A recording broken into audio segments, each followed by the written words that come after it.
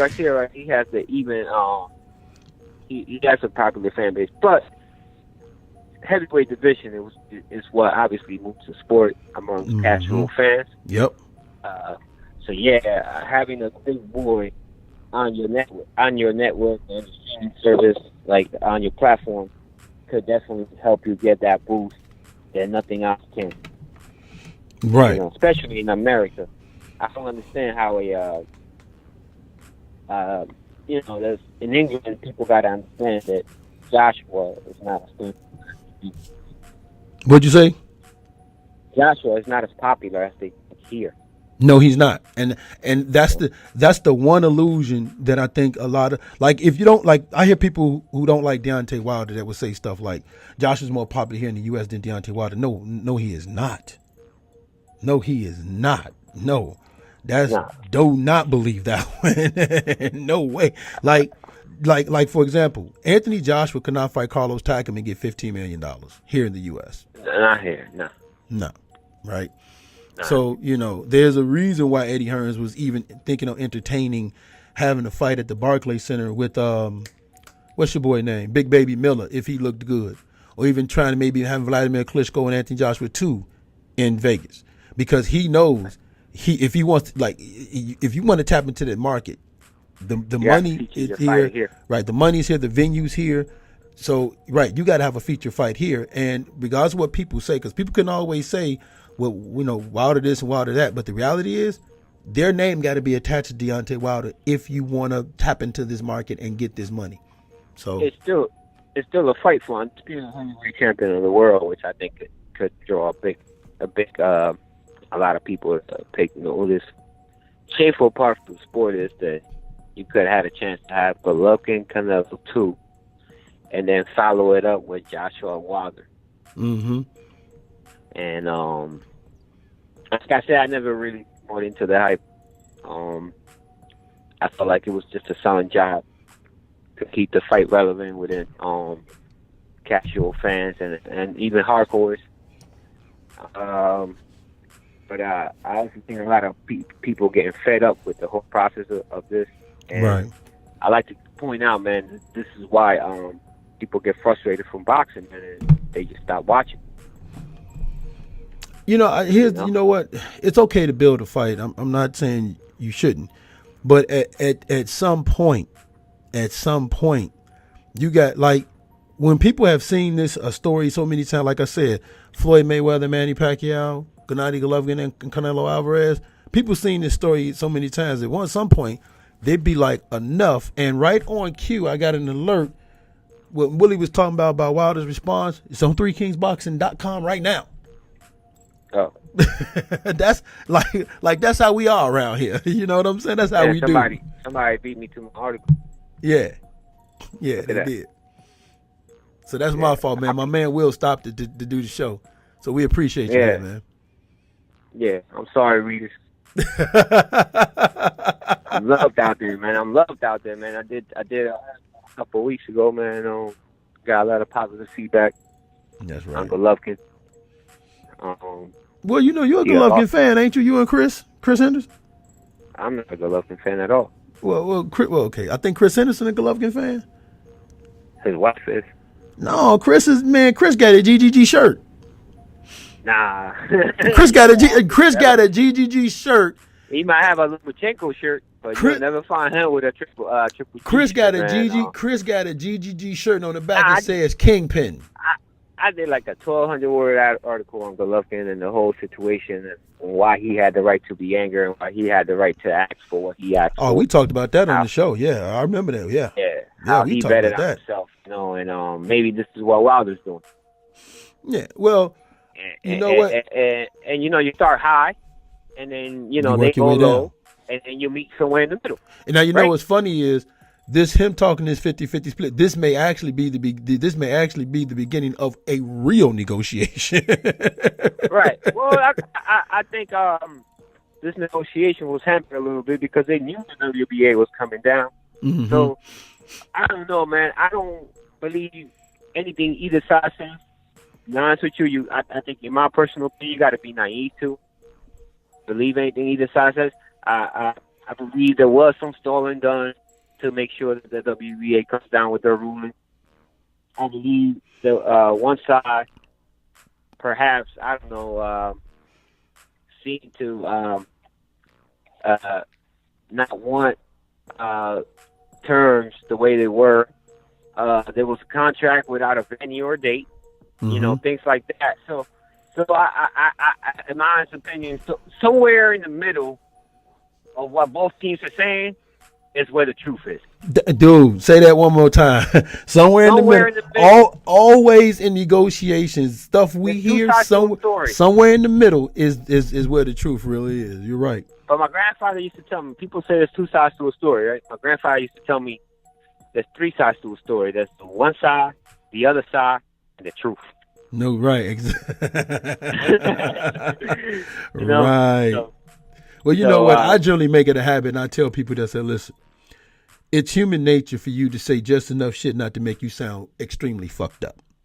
Exactly. Okay. Even myself, even if sometimes as open as fair as I could be, there at a certain point, I'll stop and catch myself. Wait a minute, I'm making myself look like I'm too fucked up here. I mean, $15 million is a lot of fucking money. It is. You know? It's a lot, but I still don't think he should take a flat rate fee. That's why if he's doing this 50-50, I can understand it. Because, I can understand it. I think I can understand that. But he did agree to it. So it is what it is. But I think he has to look at it from a point where, okay, I'll take that. And then if I beat this guy, then the riches will come from that. Exactly. On the back end. Sometimes you don't get it on the front end. You know what I mean? You get it on the back end. That's what Floyd used to always say. That's why Floyd said, yeah, I'll take a low purse of $20 million because I'll make more on the back end. Not only that, but Floyd did it with Oscar De La Hoya. Exactly. Yeah, he did. He sure did. That's a very good point. That's a very good point because Canelo did that. Canelo would take low pay against Floyd and Cotto, but he make, like you said, he made up for it on the back end because look at him now. Well, a lot of people look at this marinating a fight. They look at it like, they automatically start with Pacquiao Mayweather, right? Mm-hmm. Right. Because that's actually the last one they remember. But if you really go back, you know what I mean. But if you want to really go back, it started with Floyd and Oscar. Actually, a lot of the things Floyd did was Oscar's blueprint. Yeah, actually, I actually want to say, and you could probably go further back than that. I'm about to say Lennox Lewis and Tyson. Mm-hmm. You remember? I remember Lennox Lewis. That was another one. I got into an argument with a British cat. I told him, if you think that Lennox Lewis could take a punch from a fucking prime Tyson, I got a bridge to sell you in Brooklyn. So, if you think Lennox Lewis could take a punch from a prime Mike Tyson, I got a 401k with over hundreds of $1,000s in it, motherfucker. I'm willing to trade you for. I'll sign it and get it to you right now. Let's start with that, man. But the negotiations will be. I believe both teams are still talking. I believe this is a lot of media posturing. And to be honest with you, man, I wouldn't be shocked if this shit was planned from the gate, from the very start. Where, all right, we're not going to make the fight now, but we're going to show like we are. Then we're going to piss everybody off. We're both going to come out like we're pissed off at each other. And all that does is really draw interest to the fight, don't it? Think about, I said something when I was on somebody's live feed, and I said if you look at the amount of attention this fight gathered between April and June, the amount of attention this fight gathered between April and June has probably been the most that you ever heard from all of 2017.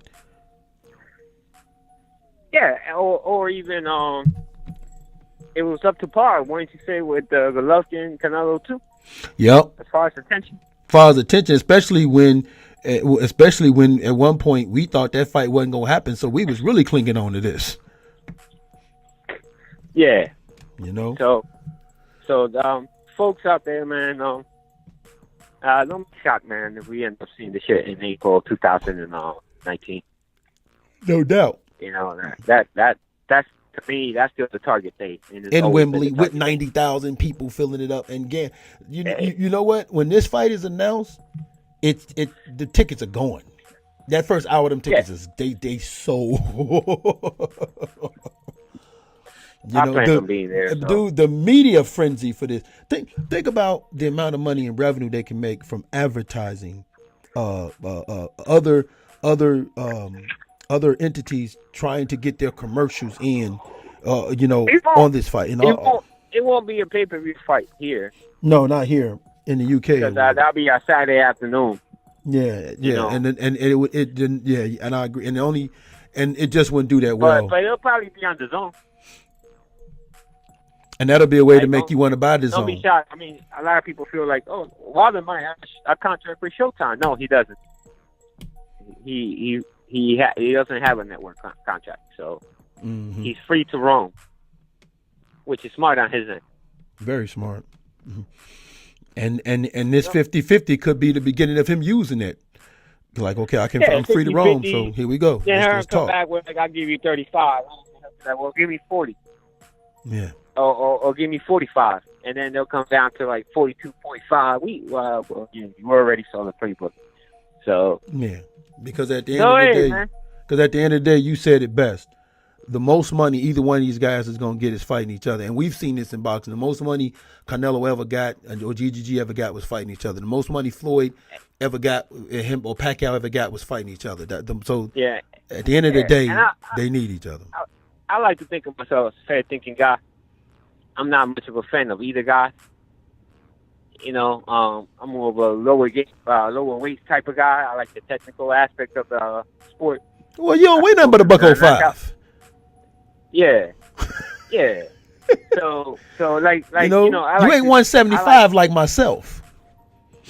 So like if you go to threekingsboxing.com and you see some of the things I write, you would say, "Hey man, are you a Golovkin fan?" Nah, man.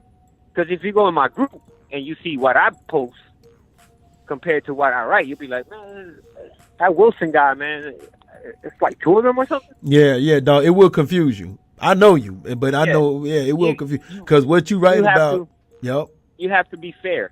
I said out, well, we're going to do this, but we're going to do it down the middle. And there's enough Dan Raphaels of the world that that's not what the sport needs. Ultimately, I give a fuck about the sport. So you're right what's right. You know what I mean? And in this instant, man, I just feel like both sides are doing a lot of posturing. This fight was never slated for 2018. And if it don't get done by the beginning of 2019 for April or something like that, then, I'll probably go in on everybody. Yeah. Like you said, man, we're in the trenches. We're part of, I guess you can say, the media, boxing media now. So yeah, I agree with you, man. And I've always said, listen, it was posturing on both sides, but it's building the fight to such a fever pitch now that, like you said, if you never knew who Joshua was, if you never knew who Wilder is, you know who they are. Yeah, exactly. You know now. You damn sure know who they are now. Whether you like or whether you hate him, you know now. If you hate Wilder, you'll tune in to see him get his ass whooped. If you like Wilder, you'll tune in to see him win, and vice versa for Anthony Joshua. You hate him, you'll tune in to see him get his ass whooped. If you like him, you'll tune in, especially if you're talking all the belts being on the line. Oh, you'll tune in. People talking that shit. You tune in. They'll say they're not going to tune in until fight day and shit, and then the numbers come out and the fight did great. Exactly, dog. Exactly. They did that. They did the same thing with Mayweather. Oh, Mayweather Pacquiao. Oh, we're not going to watch that shit. I lost complete interest in that fight. Dude, I'll take it bigger than Mayweather Pacquiao. It was people I know, and I full disclosure, I was one of the motherfuckers that said, no motherfucking way am I watching Floyd Mayweather and Conor motherfucking McGregor. Your ass was in front of that house. Nigga, I was at work on the phone. I was at work on the phone watching that bitch, dog. This motherfucker ordered it from the phone. Yeah, I was at work on the phone. He went into his app. Hey, that's real talk. I was at work on the phone watching that motherfucker, dog. It was actually the one fight that my entire family watched. Yeah, from the family, I have a lot of family that obviously follows the sport. Yep. My uncle is a very big part of why I follow the sport. He was the one that guided me, trained me, helped me out a lot, understanding what I'm watching and seeing and things like that. So obviously guys like me and him were watching it. But this guy was actually, this fight actually had people that, females in my family that don't watch sports at all. Watching him. You know what I'm saying? like, what it like did, something like 5 million or 4 million pay-per-view buys? We need to bring out seats. Yeah, man, we got to go to one of them party rental places and rent out chairs and shit, bro. And everybody came over to my house, and as soon as they came over, hey, $10. No kidding, right? Yeah. This ain't BYB here. You got this is PYB. Yeah. Pay for your beer. Yeah. Hey, everybody had liquor. I went cooked up. I went on the grill, made some great food, all that stuff, man. It was like a big fight party for just family. And one thing about my family, they understand, man. Once the fights come on, shut the fuck up. No kidding, dog. No kidding. So before we close this out, I got. That's how I think this fight's gonna turn out, man. Go ahead. Most definitely. Before we close this out, I want to send a shout out to my Chicago Cubs for beating them LA Dodgers. Gave them a beat down 11-5, baby. Yeah, Dodgers, man. They started out rough. Beginning of the season, they seem to be riding that ship right. The Cubs are the Cubs. The Cubs are going to be right there. Well, Cubs needed that because the Brewers also won too, man. Yeah, man. Everything's getting close, man. Man, it's getting tight. Baseball, I don't want to say down the stretch, man, because we still got a lot of baseball to play. I always tell people, don't look at a baseball. Baseball is a sprint. It's a marathon. Yeah. Boston, right? The Red Sox overtook the Yankees. Yeah. So, things like that.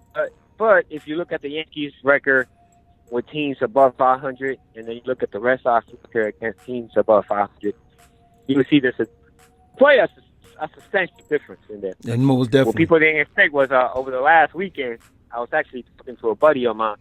Like, man, if I would have walked into one of them places, man, and put in a bet that Tampa Bay Rays would sweep the Yankees over the weekend, I would have won a lot of money.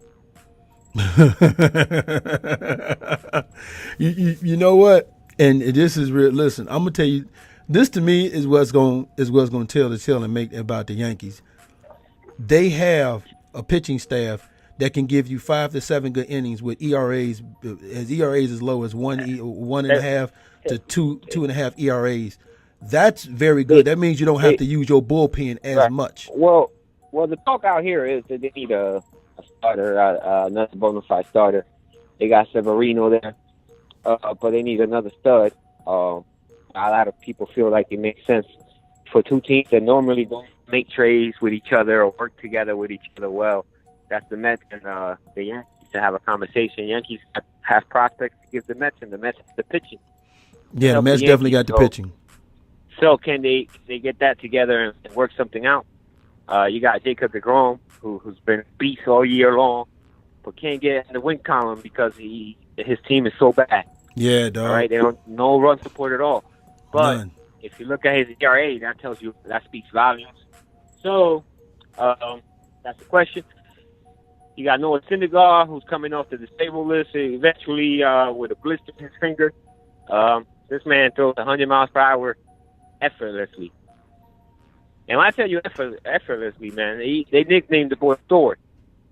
So things like that, man. But to switch gears real quick, man, I'm really excited about, man. I'm on my Brown watch right now. Oh Lord, here we go. Where he opts in or opts out, where the Lakers could get Kawhi. They're talking to San Antonio. They're talking to San Antonio, so I don't know what's going to happen with that. They're trying to find a number one pick to get somebody to try to throw into this deal. A lot of moving parts, a lot. Man, the NBA free agency is one of the best ones, man. That in football, man. Well, I don't know if you know or not. It's almost like a season within itself. I don't know if you noticed or not, but Kevin Durant has picked up the option. So LeBron gave him a shout out to try to team up together. That's according to Stephen A. Yeah. Most LeBron's team has denied that report. But man, it's almost like the NBA free agency a season within itself. And matter of fact, what's their name? Traded the Clippers. They traded Doc Rivers' son and picked up Gortat because they don't either DeMarcus Jordan is leaving, or they're uncertain about what he's going to do, and they don't want to be left out without a big man to fill that slot.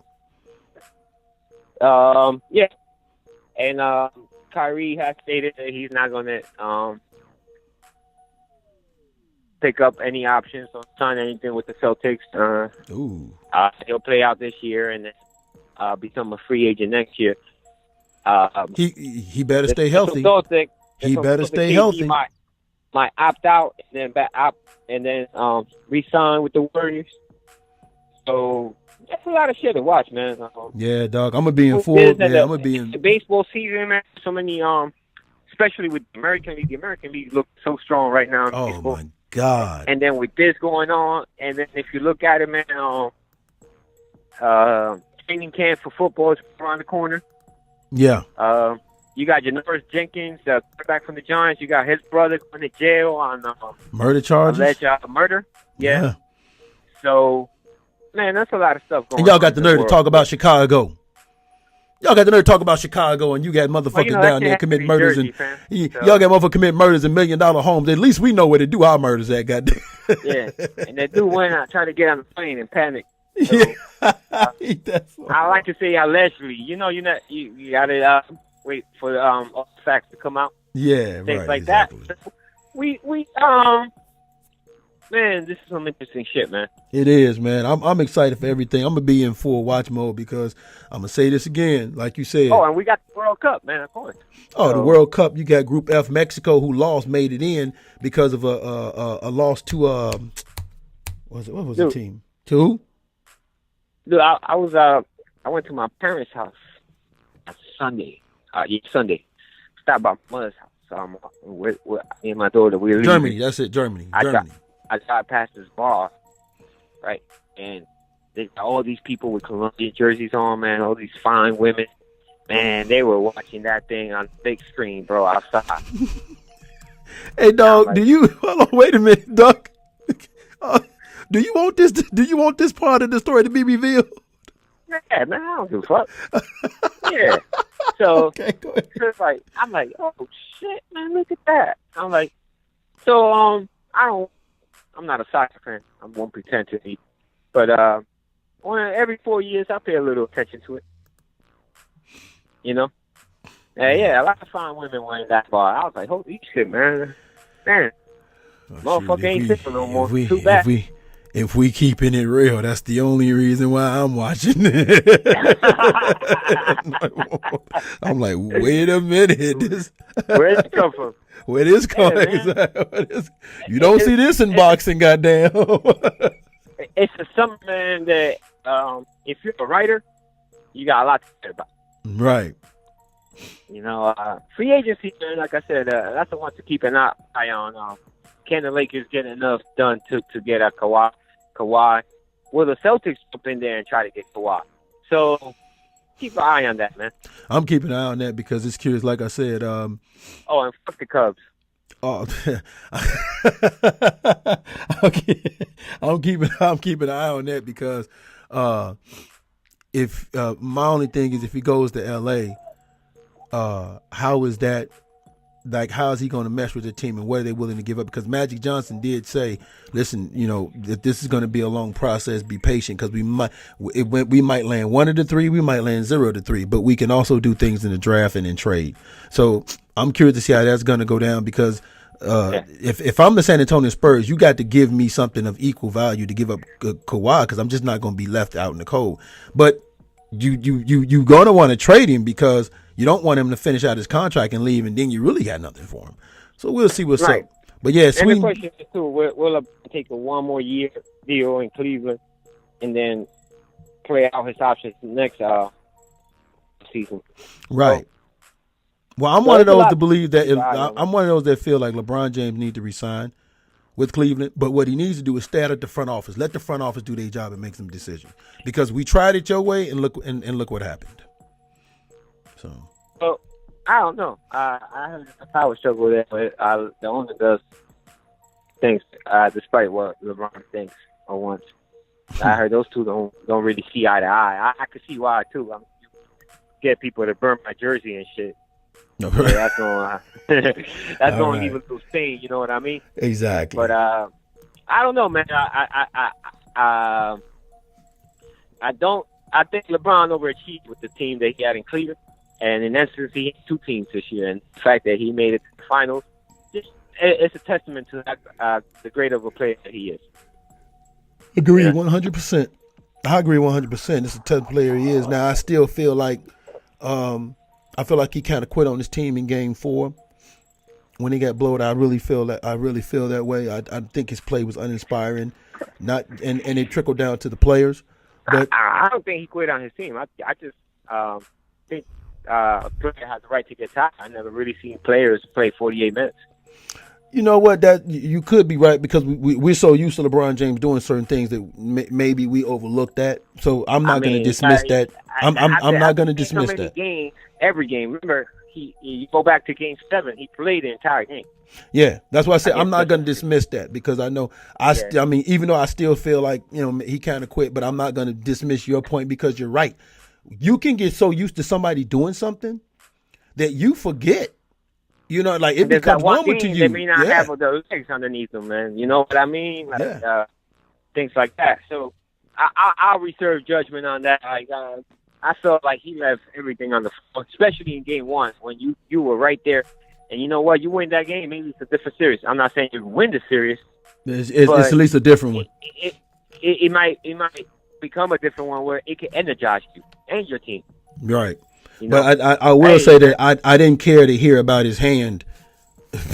That was a fucking bullshit. Dog, I didn't care. That pissed me off to all have. I'm like, man, how come motherfuckers just can't hold their L's? I'm not gonna bash a guy that's actually a great basketball player. Exactly. But most importantly, man, he does a lot for the community. Yes, he does. I will always get. He does kind of like the other guy that they compare him to.